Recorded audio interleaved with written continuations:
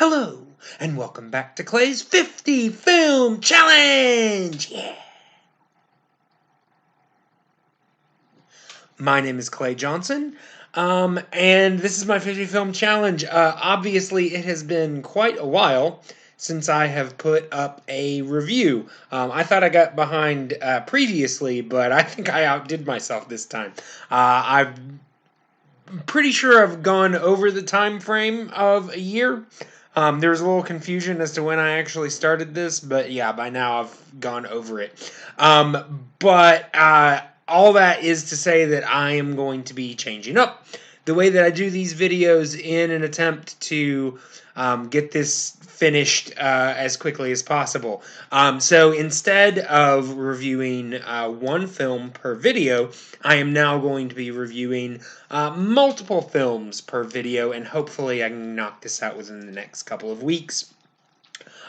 This time I am reviewing 6 different films. So I am reviewing Closely Watched Trains, which was suggested by Brad Rudy. I am reviewing Killer Klowns from Outer Space, which was suggested by Adam Philippi. Hunt for the Wilderpeople, suggested by Alexis. Charade, Strangers on a Train, and Bringing Up Baby, also all suggested by Brad. So thank all of you for your suggestions. Let's go ahead and get into this. These videos might be a little longer and the reviews might be a little shorter, but I will still give you my honest opinions with a rating. So we will start with Closely Watched Trains, which is a Czechoslovakian film. From 1966. It was directed by Yuri Menzel. And it takes place during World War II in a German-occupied Czechoslovakia. And so you immediately think, oh, okay, so this must be a war film. And you wouldn't be completely wrong, but there's a lot more going on in this film. If I had to describe this film in a way that might help you figure out what is actually happening in this film, I would say take like a teen sex comedy from the 80s, with the restrictions of the production code, and then set it in Czechoslovakia during World War II, and you'd basically have this film. Because, like I said, it takes place during World War II, and so there's definitely stuff going on with the war. Our lead character is working for the German-occupied government, as are a lot of the people that he meets. Basically, he is working with a train station, and his job is to basically just observe the trains, make sure that everything goes smoothly. He's also supposed to push buttons, relieve people, all of this stuff that you would do at a train station. It's kind of considered a cushy job to a lot of the people in his village. I believe they said his father did it for 20 years and then retired and was reasonably so considered wealthy. But he's got this job going on, and like I said, there's the war stuff going on, but underlying that, the majority of the film, the lead character is just trying to have sex. He's just trying to get laid. And so there's that stuff going on with the tension of World War II going on around it. And so I liked it because you realize that, yes, the war is going on, and while the majority of the people who are running the station and everything like that. There's definitely some characters that are 100% sold out for the government that is leading them, but there are also some that are more subversive and are trying to do things to make political points and things like that. So there's all that stuff going on, but it's all kind of undercurrent for this story of this coming of age story.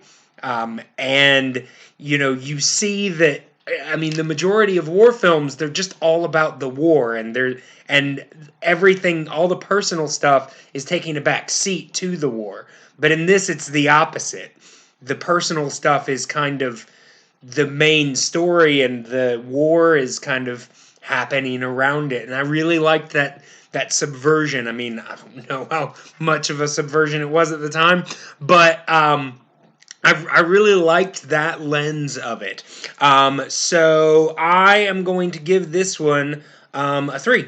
It's a good film. Thank you, Brad. So then, number 2, Killer Klowns from Outer Space. This is a sci-fi horror fiction comedy film from 1988.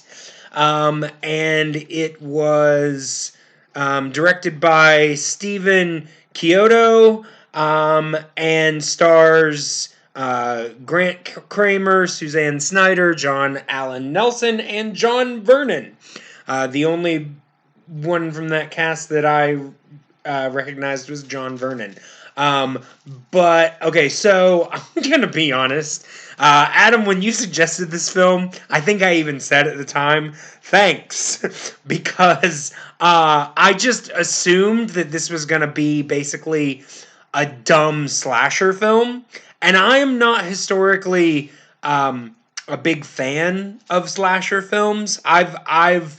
For years I actually thought I didn't like horror as a genre because of slasher films.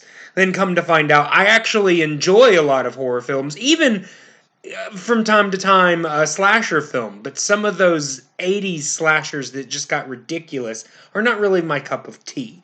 And so, I would say that this film probably contributed to the fact that it took me so long to get back to these, because I was like, oh, I've got to do that clown movie in a little bit. I don't want to do that one. I will say, though, had I paid attention to the rating, I probably would have realized exactly what type of film this is, and I wouldn't have been nearly as reluctant to watch it. Because while it is basically about a bunch of clowns that come from outer space and kill people, it's not the gore fest that I thought it was going. I mean, it does get pretty gross and pretty gory in places, but it's all dealt from a comedy aspect. I mean, it's rated PG-13 instead of R, so it's definitely dealt with kind of tongue-in-cheek. And honestly, what it kind of reminded me of the most. Now, granted, remember, I don't have a lot of experience with this type of film. I mean, it might be reminiscent of Attack of the Killer Tomatoes. I've never seen that, though. What it reminded me of was Ernest Scared Stupid, and the troll in that one, because in that one, they're all also trying to collect, in that one, it's kids, but yeah, they're trying to collect humans. But yeah, I mean, I actually, got into this one and enjoyed it. It's silly. It's a dumb comedy, horror comedy film, but it knows that's what it is, and it's not trying to be anything more than what it is. And so I did enjoy it for that. So not my favorite, but I am going to go ahead and give this one a 2. So let's go ahead and get into film number 3, which is Hunt for the Wilderpeople, which was suggested by Alexis. And first of all, let me just say before I get into anything else, thank you, Alexis. This movie is great.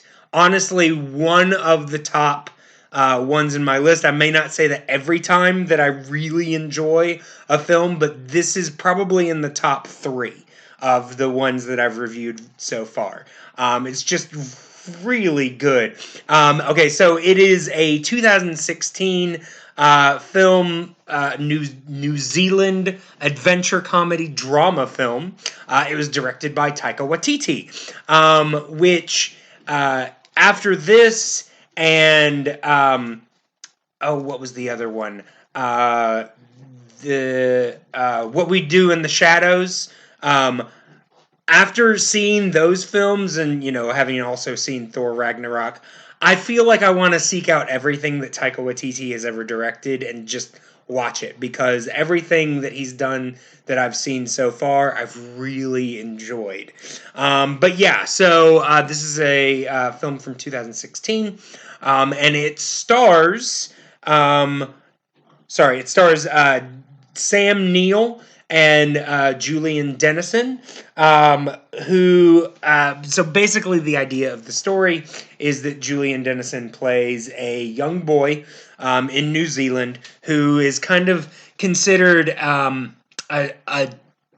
bad kid. He's in the foster system, and they've put him in foster care after foster family after foster family, and none of them work out.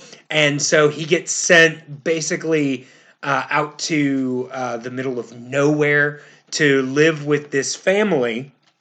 Aunt Bella, who is played by Rima Tawata, and her husband Sam Neill, who goes by Uncle Heck, and Julian Dennison's character is Ricky Baker, which is said a lot in the film. But yes, so basically he goes to live with them, and Aunt Bella seems at first kind of like this really sweet, almost annoyingly cloying character, but then you start to realize that she's actually got a bit of an edge, and she gives as good as she gets, and she's actually a really good pair for Ricky, and it looks like he's finally found a home. And like I said, I don't usually like to give away spoilers, but I don't feel like this is much of a spoiler because it happens within the first 10 minutes. Unfortunately, not long after Ricky gets there, Bella dies. And he is basically left there with Sam Neill's character, Heck.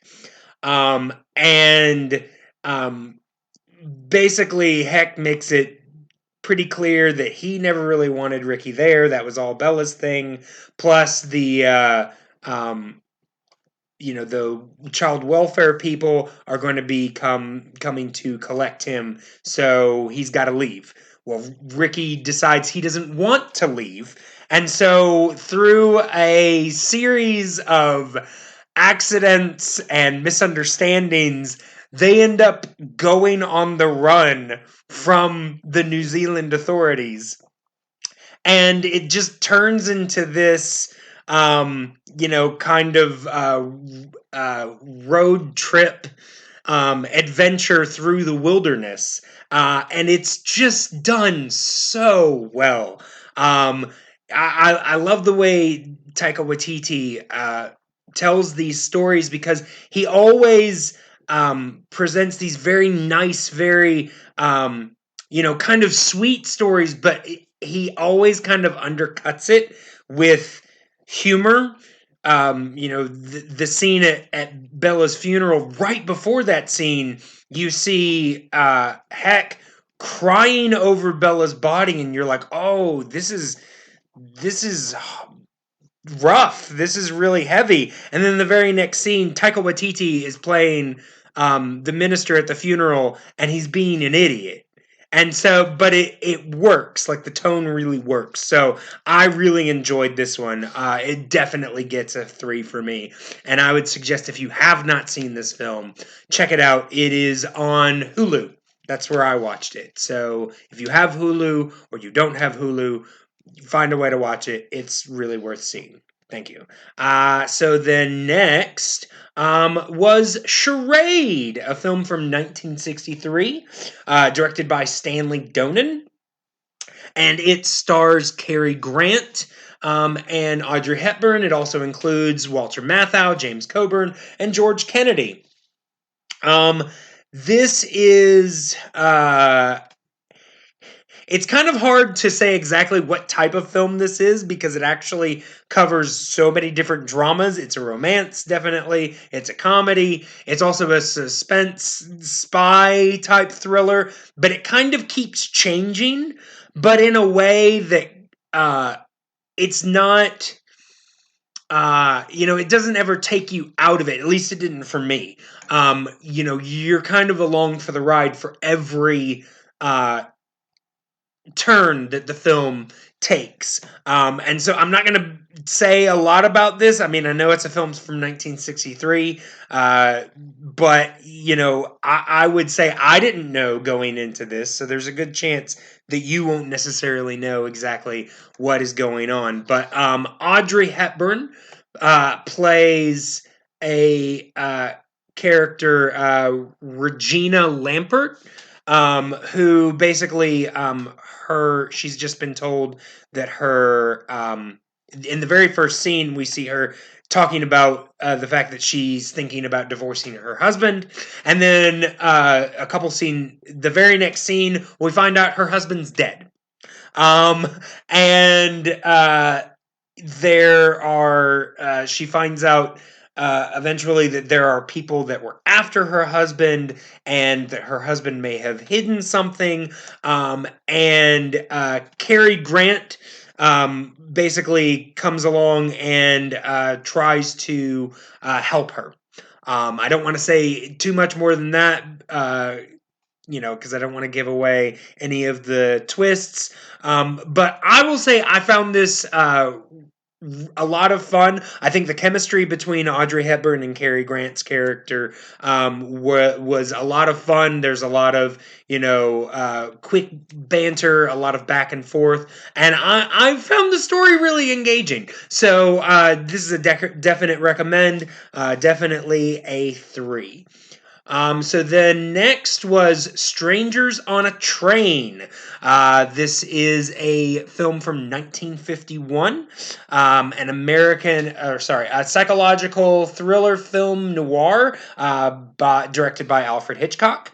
It's actually based on a novel, and it stars. And it stars Farley Granger, Ruth Roman, and Robert Walker.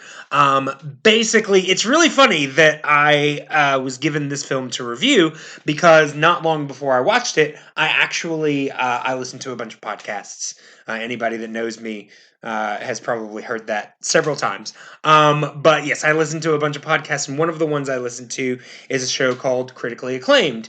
And what they do is every week they take a bad film and they pair it with a similar film that is notoriously known as good, and they kind of talk about the aspects of both of them.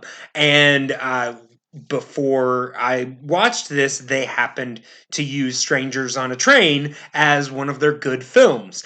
And so I was really excited to get to this one. So basically, like I said, it stars Farley Granger as a tennis pro who is on a train, and he meets Robert Walker's character. You've got Guy Haynes, and Robert Walker plays Bruno Antony. And basically, they meet each other on a train, and they're both complaining about various things. Farley Granger's character, Guy Haynes, basically is on his way to meet with his wife, who he is separated from. He's trying to get a divorce from her so that he can marry Anne Morton, played by Ruth Roman, and basically she is deciding to make things difficult for him. And Robert Walker's character Bruno is talking about how he hates his father, and basically Bruno suggests that what they should do, because it's not like they could uh, kill the people that are bothering them, because they would be the obvious suspects. So, wouldn't it be the perfect murder if we actually switch murders? I kill your wife and you kill my father. Well, he's saying it in such a way. I mean, if you start to pick up pretty quickly that he's 100% serious about this, but Guy Haynes is just taking it as, oh, this guy's just being ridiculous. Yeah, whatever. Well, he actually kills the man's wife and then expects him to, in turn, kill his father. And he starts to insinuate himself into Haynes' life. And, he basically has kept enough evidence that he could at any time plant it on Haynes to frame him for the murder of his wife, or at the very least claim that, he was hired by Haynes to do it for him, unless he will kill his father. And it gets really twisty. I will say Robert Walker is very convincing as this just psycho guy, because he is insistent on this, but it's very, very interesting, because on first meeting, he comes off as very likable, very friendly. But the more time you spend with this guy, the more insane you realize that he is. But yeah, just a really interesting film, an interesting character study, and just also an interesting plot. So yeah, I'm going to go ahead and give this one a 3 as well. So then wrapping up, the last film is Bringing Up Baby. So Bringing Up Baby is a 1938 screwball comedy from Howard Hawks. And it stars Cary Grant, and this time, instead of Audrey Hepburn, it's Katharine Hepburn. So yeah, Cary Grant's just ticking the boxes with both the Hepburns. But yes, so basically, like I said, it's a screwball comedy, where Katharine Hepburn's character basically kind of works her way into Cary Grant's character's life. Um, and, there are other things going on. They have a pet leopard named Baby, the titular baby. And there's, misunderstandings and, everything you expect from a screwball comedy. This film actually apparently was a flop on its release, but eventually became a lot bigger. I believe, yeah, this is on the AFI 100, and I can see why. It's a lot of fun. It's Howard Hawks, so there's that quick, witty, banter. I will say what I liked the most from this film is Katharine Hepburn, because usually I see her in these very, serious, more dramatic roles. I rarely get to see her take on a completely comedic character, and in this, her character is nuts. Um, I also really liked this film because it was kind of uh, a large part of the inspiration for one of my favorite films, which is What's Up, Doc? If you've ever seen that film and you haven't seen Bringing Up Baby, I suggest that you seek it out, because there's a lot of shared DNA. You can tell that this was a lot of inspiration. I feel like What's Up, Doc is kind of an homage to not only Bringing Up Baby, but a lot of the the screwball comedies that were coming out around this time.